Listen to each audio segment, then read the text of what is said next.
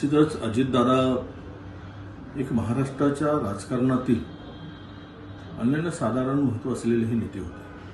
अत्यंत लोकप्रिय, शिस्तबद्ध आणि दिलेला शब्द पाळणारा नेता म्हणून महाराष्ट्राला त्यांची ओळख होती. धडाडीने निर्णय घेणं, सकाळी 7 वाजता उठून कामाला लागणं आणि जनतेचं काम करणं आणि विशेष म्हणजे जे होणार नाही ते होणार नाही म्हणून स्पष्टपणे सांगणं आणि जे होतं त्यामध्ये कुठेही आळेवेळे न करता ते काम करणं, असा स्पष्ट वक्ता, असा एक ज्याला आपण म्हणू की फार क्वचित असे नेते होतात. आणि विशेष रूपाने सांगता येईल की मी ज्यावेळेस 2008 मध्ये राज्य मंत्रिमंडळामध्ये सहभागी झालो त्यावेळेस त्यांच्याकडे असलेल्या खात्याचा राज्यमंत्री मी होतो.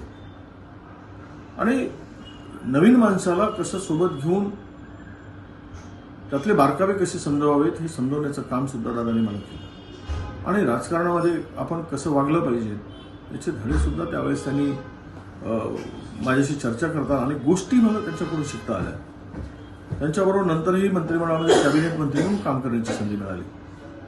गेली 25 वर्ष सातत्यानं त्यांच्याबरोबर कधी सत्ताधारी बाकात तर कधी विरोधी बाकात बसून काम करण्याची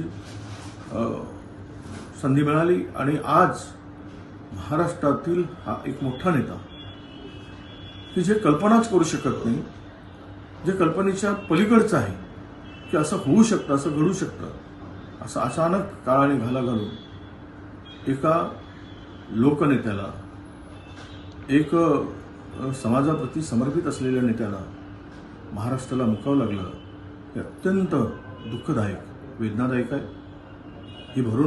ही हानी भरून न निघणारीच आहे.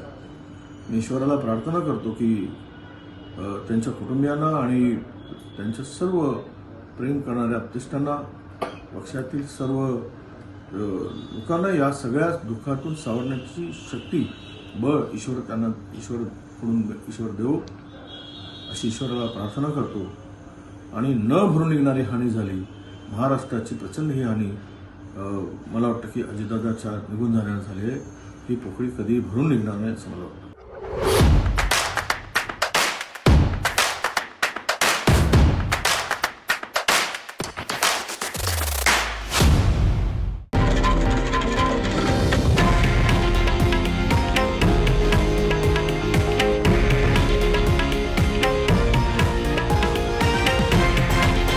हे आहे देशातील नंबर 1 न्यूज नेटवर्क आणि आपण पाहत आहात TV9 मराठी, एकमेव.